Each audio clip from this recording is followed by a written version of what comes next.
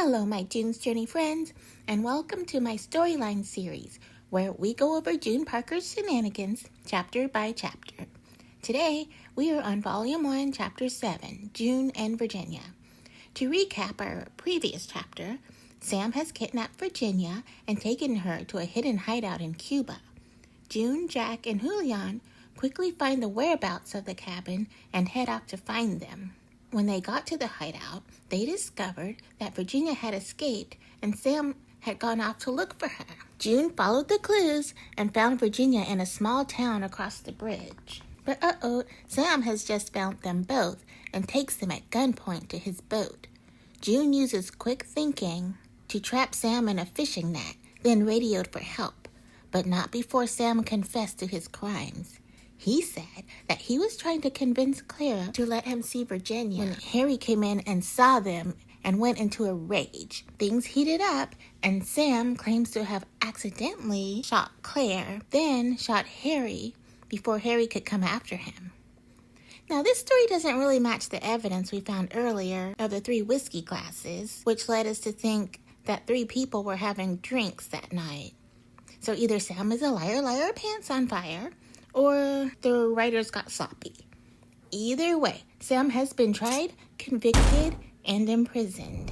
Now it's time to put the pieces of our life together and move on. So starts Volume 1, Chapter 7, June and Virginia.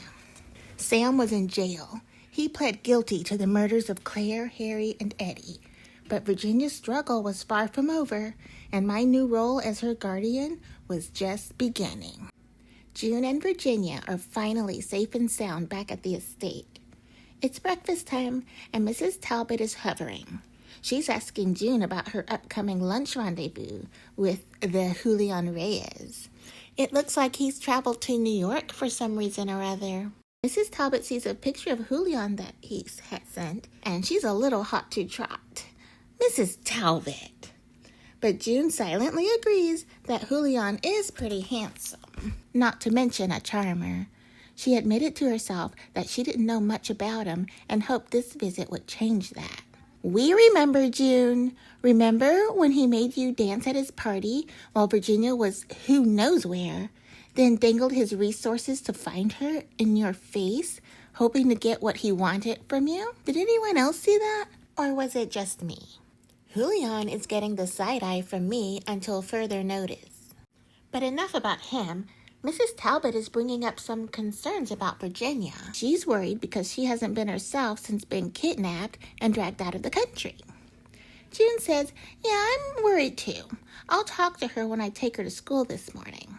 So June goes to check if Virginia's ready to head out and finds that Virginia doesn't really want to go to school. June sees something sticking out of Virginia's book and sees that it's a report card. It looks like Virginia's grades are kind of trash. June tells her that the headmistress Hillingdon says that she's failing 2 of her classes. Virginia sobs, it's because the teachers hate me. June says, no one could hate you. I'm going to this school myself to talk to Miss Hillingdon. At the school, June gets a flashback of horrible memories. She had attended this very school. Same wood-paneled walls, same faint odor of despair. Different headmistress, though. And here she is. June Parker, she says, good to see you. We need to talk about Virginia's attendance. She hasn't been coming to class, and it's showing in her grades. June is astounded. What do you mean? I drop her off here every day. This attendance chart, though, says that Virginia has missed 10 days from the last month. June is asking, probably you should have mentioned this. And Headmistress Hillingdon replies that letters were sent home with Virginia because she wouldn't hide them or anything. June just doesn't understand because she remembers Virginia loving school. Miss Hillingdon offers that Virginia has been having issues with some of the other kids in school. Well, what kind of issues, Miss Hillingdon? Looks like Virginia is being tormented with taunting and teasing, and recently it's gotten worse. Miss Hillingdon points to a handful of tacks that have been left on Virginia's seat. Those bratty kids did this? Miss Hillingdon just replies that she thinks it would be best if Virginia took some time off of school and come back maybe next year, all nice and new. June is miffed. That is quite terrible. You're punishing Virginia because you can't control your students. Miss Hillington says, I understand what you're saying, but yeah, Virginia has been disinvited from returning to school tomorrow. So really both things can be true at the same time. Virginia is being punished for the other kids' actions, but also after violently losing both her parents at the same time, then being kidnapped by her disturbed biological father, she may be suffering some kind of a trauma. Probably it wouldn't hurt to take some time off for a bit. Maybe for a bit of therapy and such. Miss Hillington could have explained it so much better, but she didn't. It is what it is. And now we're late for our date with Julian. Sorry, I hope you weren't waiting too long, June says. Julian says, not a concern. It's just lovely to see you again. Let's have a toast to new beginnings. Julian notes that June is distracted, meaning not paying enough attention to him. She admits that she is preoccupied. She's worried about Virginia. She's been through quite a bit, and she's hoping she's not reaching a breaking point. Julian says she'll be all right. She's got you on her side.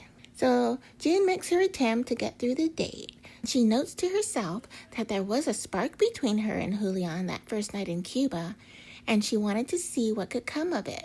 But rightly so, Virginia was on her mind the entire meal. At the end of lunch, Julian pulls out a surprise for June. It's tickets to Havana, Cuba. June says, oh. So Julian says, you didn't get to see the city properly last time, so I want to give you a real tour of his hotels. June is getting restless and wants to get out of the restaurant and go for a walk. Julian is still playing along with her moodiness and asks for the check. On the walk, he still wants his question answered, though. Havana, are we going or... You're still thinking about Virginia, aren't you? Isn't that her school we're walking toward? And what do you know? We aren't walking towards her school. June had started walking there subconsciously. She says, oh, I'm being such a terrible date, worrying about my deeply troubled niece when I should be fawning over you. I'm ad-libbing here. Julian is trying to sound understanding. It's only natural that you're worried about her, but it sounds like you could use a break. Come to Havana with me. He is recklessly trying to steer this conversation. June reminds him, what about Virginia? Julian says, oh, she'll be fine. She just needs time. And so do I. Give me a week with you in Havana. June says, no, I mean Virginia is actually physically over there. What is she doing out of class? So we look over, and what do you know? That is Virginia, and she's going down into the subway. Sorry, gotta go. Julian is saying that he understands. Do you? Asks June. Of course I do. I have to return to Havana tonight. My offer still stands for you to join me, if there's space in your life for both me and Virginia. I'm sensing a discrepancy between what was in Julian's head and what actually came out of his mouth, so I'm going to translate here. It's the little brat or me. Make your choice. Choose wisely, June. Good girl. We've just followed Virginia to Coney Island. I'm thinking this is the last we see of that Julian. We never liked him anyway. So what does this sign say? The park is closing early for ride maintenance. That's in a few minutes. We've got to find this girl. June pushed against the flow of the crowd as they made their way out of the park. Virginia had all but vanished. Oh, but no, there she is. We're lucky with that. Virginia! Virginia says, you followed me here? Leave me alone. June says, no. You're supposed to be in school, Missy. Why didn't you tell me you were having so much trouble? Virginia says, because it's not your business. There's nothing you can do anyway, so leave me alone. And then she ran right off. Virginia, I'm not done talking to you. But wow, Virginia's already gone as June's voice trailed off into the wind. And now the lights are out. I guess we have to fix this transformer before we do anything else. What can't you do, June? Well, it was worth it because now we can see Virginia hanging by her fingers from high up on the Ferris wheel. How did that even happen that fast? But no time for questions. Let's say Virginia again. And we're down. Virginia, are you okay? Virginia's a little shaken up, but she answers, "Yes, I'm fine. Aunt June, I'm sorry." "Oh, hush, hush now. We can talk about it all later. We need a break, you and me. An escape, if you will. And I know just the place.